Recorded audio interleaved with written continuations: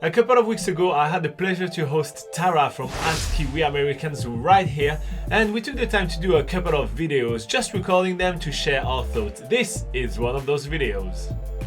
You are not going to want to miss what we're covering this week. It's going to be so great. We're talking about the 11 ways that you can save money, because who doesn't want to save money when you're backpacking through New Zealand? And I have Robin here from NZ Pocket Guide, who is just the expert in this area. So me and my family, we do a lot of what they call tramping here. It's not backpacking, but yeah, I don't know all of the ins and outs for travelers that are coming, so that's why I have Robin here with us today, and so it's going to be good. And you're going to want to check out the NZ Pocket Guide website. It has everything on it. It's free for you to use, just anything and everything you need to know about New Zealand. So here we go, 11 tips. Should we get started by explaining what is backpacking in New Zealand for you American viewers? Yes. Because it's slightly different. It's basically your classic gap year, right? It's taking a year off, coming to New Zealand and explore New Zealand. While I think in the US you guys take that as long-term hiking, like multi-day hikes. Is that what Yes, it would be called backpacking. Yeah, okay, cool. Yep, because you carry everything on your back. Okay, so in New Zealand it would be more like taking a gap year into New Zealand, having an overseas experience, your classic OE.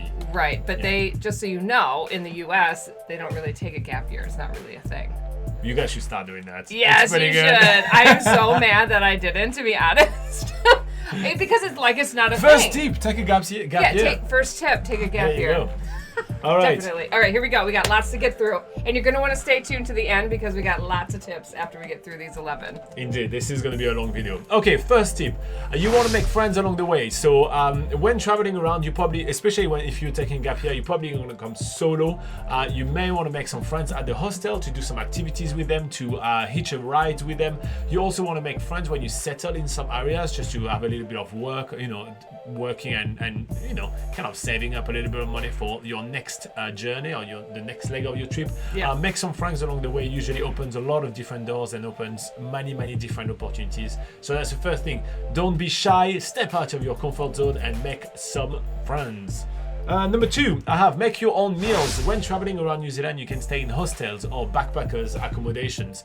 Those places are super safe. They are not like the classic horror movies you usually see. They're very safe. Okay, that's good to know, because I'm just not sure about that. Yes, okay. They're very safe, they're great, but the best thing that hostels have, they usually have a big communal kitchen. That's a great place to make friends. It's really easy to break the ice while cooking a meal, but you can make your own food and save a ton of money. That's going to be really different than having to literally eat out every single day. And on top of it, you can save even more money by using the free food shelf in every hostel. So a lot of people that kind of check out and leave and don't want to carry a lot of food, they just leave the leftovers of the food on the free shelf, and you can make entire meals out of free food shelves. I did not know this. Especially in port of entry cities such as Christchurch, Wellington, Queenstown, and that's Auckland. So cool. And you guys will love these communal kitchens. I know it may feel weird and you're like, what is this? It was weird for me, but I loved it. And you're watching what other people are, everybody's looking at, what are you making? What are you making? And then can I have some salt, or you can borrow some things, or people just where are you from? It's very cool. Try it. Nice. The next thing that we have is using discounts. So it's pretty obvious, but if you find some discount cards or those kind of things, and we talk a lot on our website about ways to get discount, to get best deal and everything. Shop around and you'll be able to save some money. The first price that you're seeing usually is not the best price, so shop around, save some dough. Yeah, NZ Pocket Guide for all of your deals. Yes, we do have sometimes some deals in there. Not that many. I don't want to lie to people. I'm sorry. Well, you just said to go to the website. Yes, so but I thought you on had the it. website we talk about. That doesn't matter. It's We're fine. moving on. Do some woofing. Do you know what is woofing? I do, Yes. but they probably don't. So woofing is basically barking like a dog. So if you put yourself on your knees and start barking like a dog, then money usually rains from the sky. Is it right? No. Okay. Right. So Woofing is the Worldwide Organization of Organic Farmers. That's what Woofing stands for. Oh my gosh, it does. What is it? Worldwide Organization of Organic Farmers. So it's basically a big program worldwide where organic farmers are able to find some help for their usually smaller type of farms in order to help kind of cultivate their crops or do whatever farming chores are needed to be done. And in exchange, you will get free food and free lodging for the time that you are. So usually the deal is that you work 4 hours for a day and you get all the meals and you get your accommodation. Hold on. 4 hours a day? Usually you work 4 hours a day and you get meal and accommodation. If you work extra, well, you need to be paid. Oh, really? That's usually what the deal is. It obviously will depend on the I thought it location was and everything. 8 but yeah, hours. Okay. that would be a lot for just free food and accommodation. You will not get a good deal out of Because that. it's working for a farmer, so it's hard work, right? Yeah, it is. It is. Yeah. Does that include like all the picking stuff? that Yeah, you yeah. do? So Okay, sometimes you have some of those. Remember that in order to do woofing in New Zealand, legally you do need to have a work visa because it's still considered as work. So a working holiday visa, which we'll talk about a little bit later, is a great option. Yeah, that's cool. Next up, taking a cheaper transport options. A lot of people want to rent a car when traveling in New Zealand, but there's a lot of different ways you can travel around. Bus networks are extensive and extremely cheap in New Zealand. They could be a great option for you to see more of the country, not having to drive, be able to enjoy the scenery and meet friends along the way. Yeah, and they're nice. They have bathrooms and Wi-Fi and, you know. That is a fancy bus. It's a fancy bus. I barely have bathroom and Wi-Fi in my house. It's nicer than some places you'll stay. Wow. Thank you. I'm not talking about your house. All right, the next thing that I have on the list is saving megabytes and saving money. So in New Zealand, you know, Wi-Fi is uneven. We were just talking about Wi-Fi right now. It's not necessarily super great everywhere and all the time. So it can cost you quite a lot of money to actually try to chase Wi-Fi everywhere and try to get vouchers for this and get, you know, on different plans and everything. Just realize that sometimes you have to unplug, be okay with it, and that will save you a lot of dough and time as well when traveling around and trying to find a good Wi-Fi and everything. But if you're really desperate and want to connect with home, on nzpocketguide.com we actually have I think there is 12 of them, or 12 favorite free Wi-Fi spots which actually have really good Wi-Fi, better than what we currently have in this house. Just saying. Oh, that's really helpful. We have really terrible Wi-Fi in this house. Yeah, well, you said it. Okay, the next one I have is just a hard question to ask yourself in front of a mirror. Look at yourself in the eyes and say, do you really need to do all those activities which are all $500 each? Do you need to do 3 different skydive, 2 different bungee jump, etc.? You don't necessarily need to do all. Oh, you do? Yes. Okay, well you do. If you do, well, here you go. You know, make it rain. If you don't and you're here to save money, because that's the theme of that video, maybe you want to kind of realize. At a farm. Yeah, you also want to have a look at which one you want to do. Right. And for those activities you decide not to do, that's point number 8, you're going to want to go for a walk. Yes, go for a walk. There's plenty of amazing hikes in New Zealand, isn't it? Guys, it is the thing to do here. So there's really a ton of amazing hikes. They usually are free to do, and so that's a great way to fill up an itinerary with fantastic once-in-a-lifetime experiences without having to break the bank. Moving on, next one we have is working for accommodation. We just talked about it, about woofing, but there's other ways to work for accommodation. You can actually help out in hostels. You can actually stay with locals. There's many different ways to work for accommodation, which is not just woofing, and that'll be able to save you big bucks. Yeah, because I've had a lot of couch surfers stay with me as they're kind of going through, and then they get like a nanny job. And or like they'll stay with somebody and work at the local cafe. So there's lots of cool options. So yeah.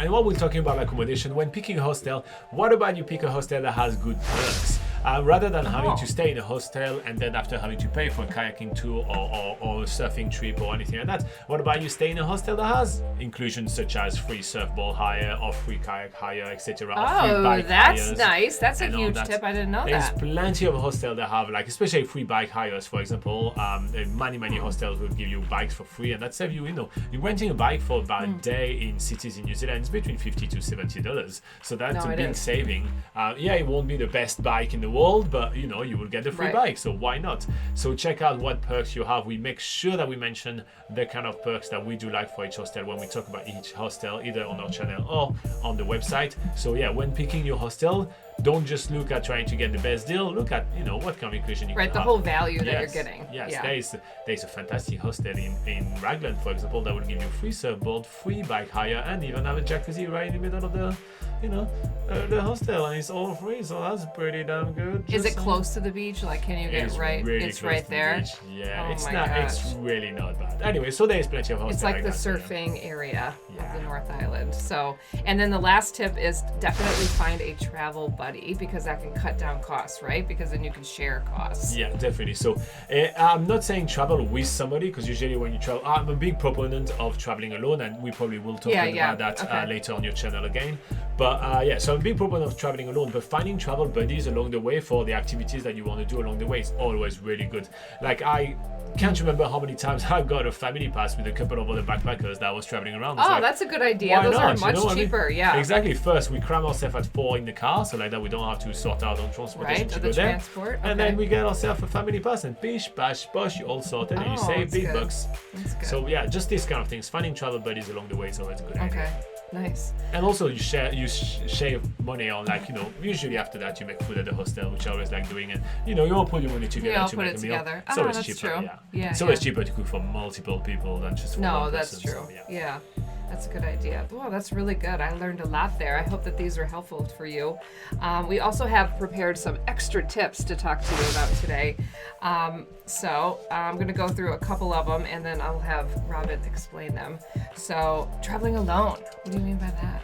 Well, I just spoke about it. I'm a big proponent of traveling alone. That allows you to make no compromise, not having to pay for activities that you kind of not necessarily want to do, but the person you're traveling with really want to do. It's a great way to also meet more people because it's less scary to kind of approach people, and that's make true. friends along the way rather than having like a couple, two or three group. people, a group. Yeah. Yeah, it's less scary. So you'll meet more people, and you'll save money along the way because you get to do only what you want to do, and it's usually better, in my opinion.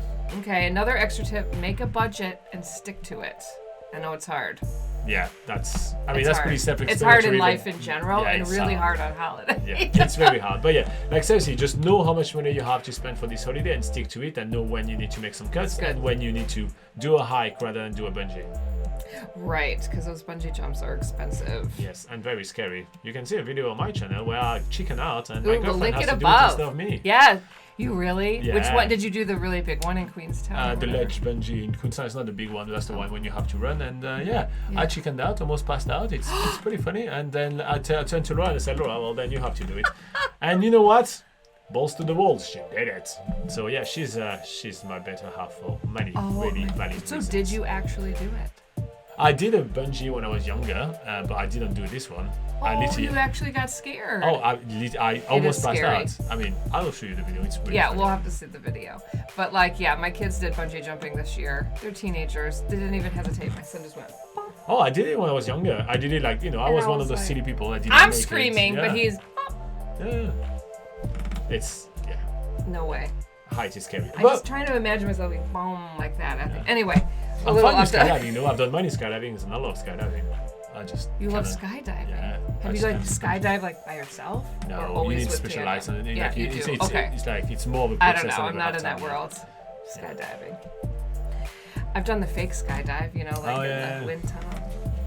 Well, you done skydiving, now it's about the same. It's not. Yeah, it is. You're great. You're an adventurer. Hey, baby steps. Baby steps. Okay, Yes. okay, mister. I didn't get off the bungee. Okay. Yeah, I don't have a stand to stay on. Yeah, What's the you expression? can, yeah. I You don't have have a leg to stand There on. you go. There it No is. legs. Legless Robin today. Okay, All right. number 3, plan according to your travel time. Because sometimes, are you saying like you want to build in time for fun things that you see or Yeah, cute and place also to like stop? it will cost you more money to try to do too much. Not just because those activities okay. will cost you more, Yeah. but just because you will have to go back and forth and you go to too many places and everything. So Oh, realize okay.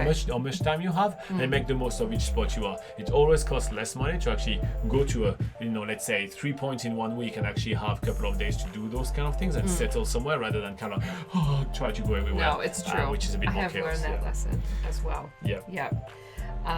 Get yourself a working holiday visa, which you Yep. talked about. Yeah, we talked about it. Best visa for you guys to be able to take Yeah, a it's good really gap year great. in New Zealand. Yeah. Yeah, and then stay in hostels, which we've talked about, Yep. all the benefits of that. And then travel on the shoulder season. That's a good point, like before and after summer, right? Yeah, so the busy season in New Zealand is usually from December to February. That's literally where all the locals and all the international tourists are traveling. Not all, but like a vast majority of them are. So if you travel outside of those months, you will be able to save money and have a better experience in New Zealand because there's going to be less people around. Yeah, it's so true. If you can do that time period, highly recommend it. Okay, pick the best transport option for you. So we talked a little bit Yeah, about we that did a little talk bit about before, that, but yeah. yeah, there's many different transport options around. And even when it comes to just buses, let's say you decide you're going to be traveling by bus, there's so many different bus tour companies, and there's even like like just international bus, like things that you have, like it's a little bit like Greyhound in the US, but like classy. But classy. Yeah, That's a really good way to put it. Yeah, and so, Intercity. and even just when using Intercity, you have different options. You can buy your bus ticket from one point to the other, but there's also something called a Flexi Pass or a Travel Pass, which are two different ways to travel. You travel by trips, or you travel by hours of travel, and that allows you to be able to save some money along the way. There is plenty of comparison online, so you'll be able to check that out and see which one is the best option for you. But there is really everything in the range. Oh, that's great. Okay, so speaking of which, what I see a lot of people coming in, if they're coming in for their gap year, is they buy a car because you can kind of camp in it. You know, you always see the mattresses in the back and the little things through the shades for the windows for when they're sleeping. So so buying a car and then you sell it at the end when you leave. Yeah, so let's talk about a couple of things here. Yeah. First, don't get scammed. There's a lot. Usually, backpackers buying cars are going to be the one that people and locals are going to try to sell. Literally, the rundown, dead lemon car, basically, like the worst thing ever, all rusty and everything. You can see on our channel us being scammed when buying cars. So just, you have to know a little bit about vehicles in order to kind of make sure that you can do a couple of checks yourself. It's something you can do some homework at home before traveling to New Zealand. The next thing that you want to keep in mind is all the self-containment rules. They have changed recently in New Zealand. You cannot camp everywhere just because you have a mattress at the back of your car. You have to meet certain self-containment requirements, and you have to make sure that you are abiding by the bylaws of all the local council. There is plenty of information on our website. It's a very boring subject to talk about, but it's something you really need you just need to have a porta potty, right? No, that's the thing. There's much more to that. So Okay. no, that is a misconception. Don't do that. You cannot have a porta potty and just a mattress. That doesn't work. So what if I get caught doing that? Do I get fined? Yeah, the fine has just been increased recently. I think. Oh. I don't want to say anything wrong, but okay, this is not official whatsoever. It is several hundreds. I think it's close to $1,000 for the fine. Yeah, it has been increased tremendously lately. So yeah, and they do a lot of checks because that's a good way for the local council to raise some tax money. Yeah. So they check that a lot because it's easier. Can it change by area of New Zealand? Yes, it does. So that's what we have. Like that's even on our website, which we talk about that quite a lot. We kind of give you the general idea, and for each of the region, we actually point out to this specific page on the bylaw of the local council website, which usually has a map, and will tell you the red and the green areas and where you can be. And that changes so regularly that even for us, it's very impractical for us to be able to just publish those things all the time, and we just send you straight away to the council website, because by the time you're planning your trip to the time you're coming to New Zealand, it might have changed.